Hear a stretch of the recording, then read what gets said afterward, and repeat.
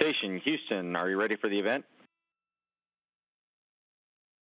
Houston, this is Station. We are ready for the event. Copy that. KARE-TV, this is Mission Control, Houston. Please call Station for a voice check.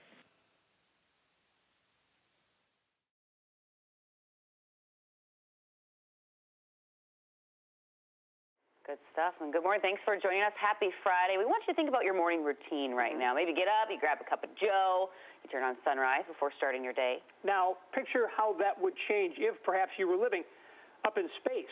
Since Minnesota astronaut Mark Vande arrived on board the International Space Station some 2 months ago, life has been one wild ride. Consider the BSM and St. John's grad has already conducted not one, but 2 spacewalks. He's part of a 5-person expedition stationed at the ISS right now, and this morning we have the pleasure of talking to him live from space. Good morning, Mark. Good morning, Alicia. How are you today? I'm doing great. First of all, we're so thrilled that you're talking to us right now from space. I'm kind of geeking out. Where are you right now currently, and what time of day is it there for you? Is there a sense of time in space? Yeah, that's a great question where we are. I don't have a window nearby, but I got a crew member who's helping me out by looking it up right now. The time of day in space is Greenwich Mean Time, so it's about 10:30 in the morning.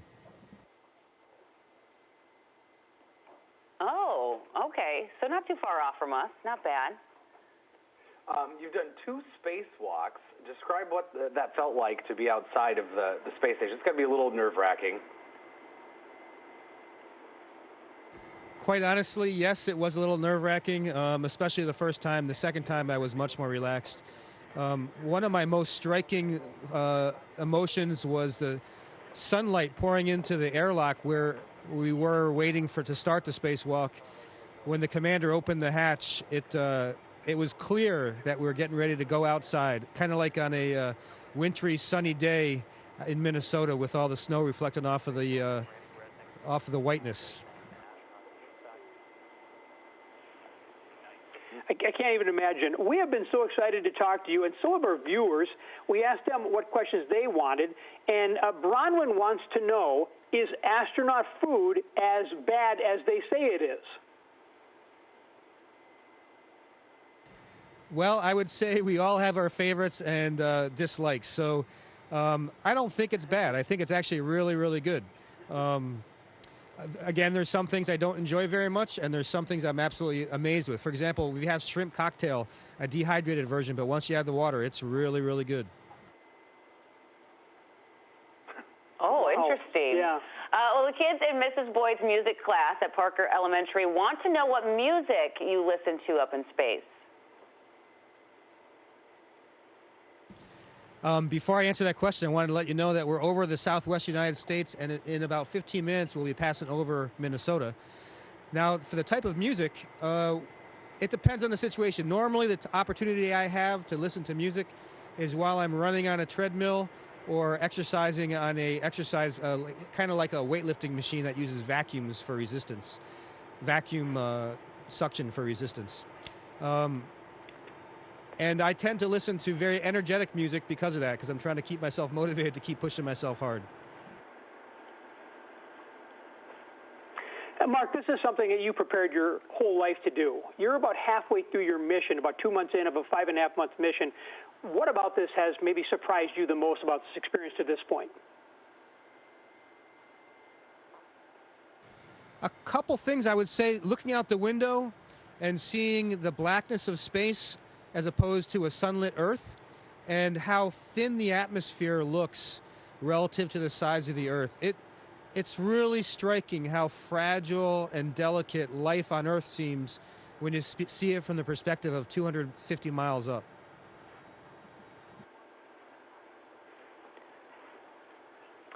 I have a question about the treadmill. You said you're running on a treadmill. How does that work in space?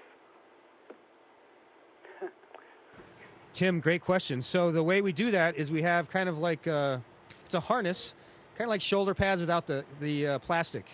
But we use that with bungee cords to hold us down, and the length of the bungee cords can determine how much force we have pulling ourselves down towards the treadmill. Otherwise, as soon as we took a step, we'd push ourselves away from it.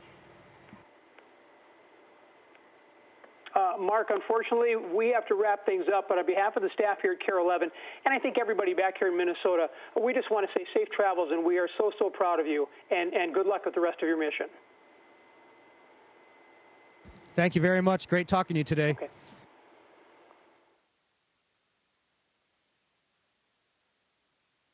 Station, this is Houston ACR.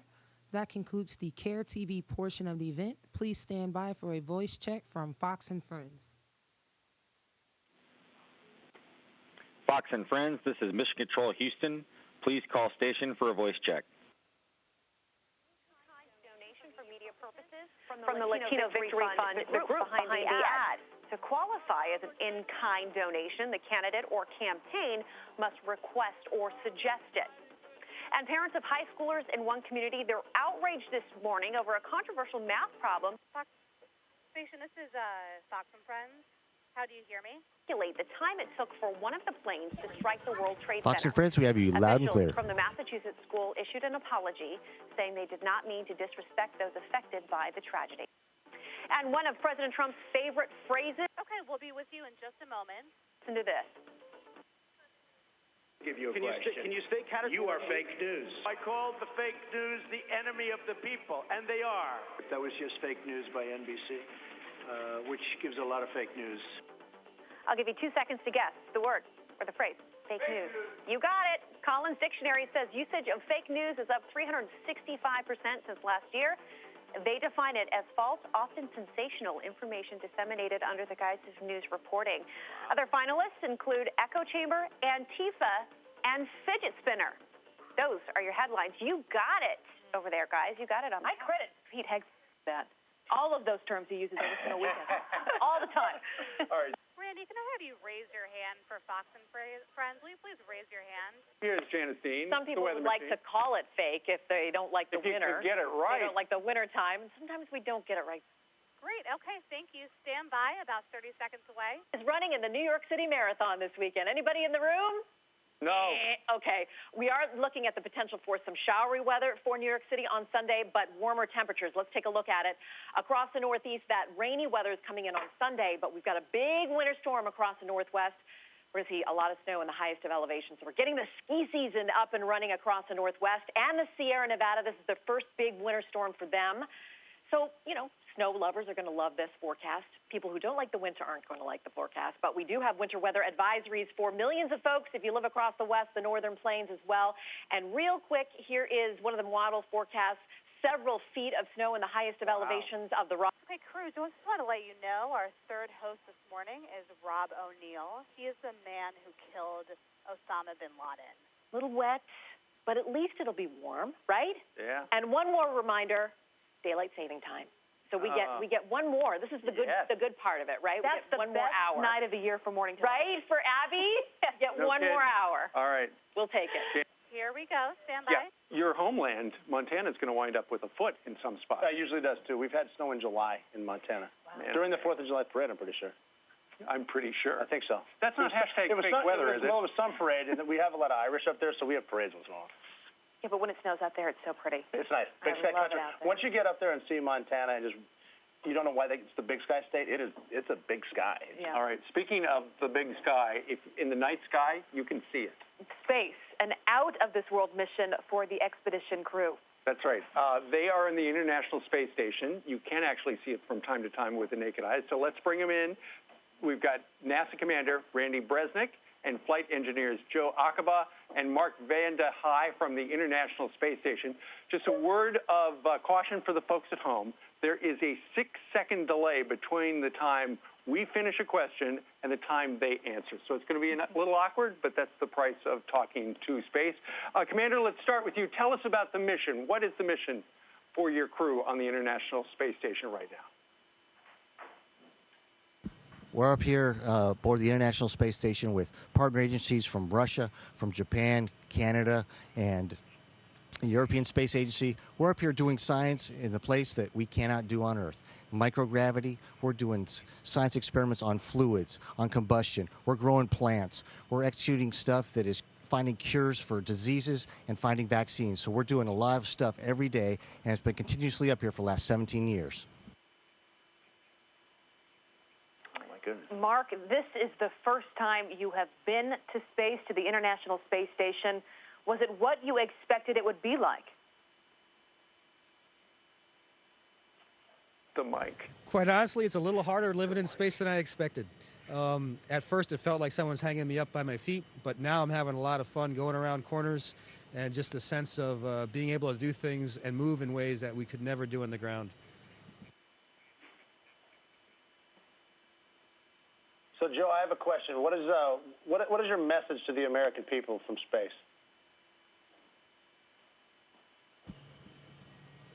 Well, I would tell the American people that the American space program is going on, and it's very, very strong. A lot of people don't know the work we're doing up here and all of the work that we continue to do as we look to get past low Earth orbit and go on to places further than we've ever been before. So let them know that, hey, we're strong, we are in space, and we're going to maintain our presence in space. Well, that is terrific. Fellas, thank you very much for joining us today. And as we watch the microphone just float through and do a little tumbling right there, guys, since you are in a weightless environment, would you mind showing the folks at home what you can do? Cool is that?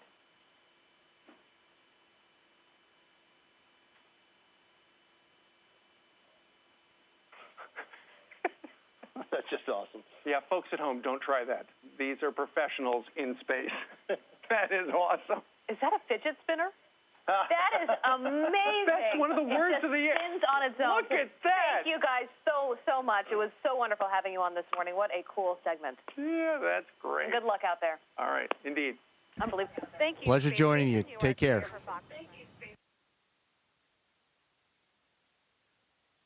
Station, this is Houston ACR. That concludes the event. Thank you all participants from KARE-TV and Fox and Friends Station. We are now resuming operational audio communications.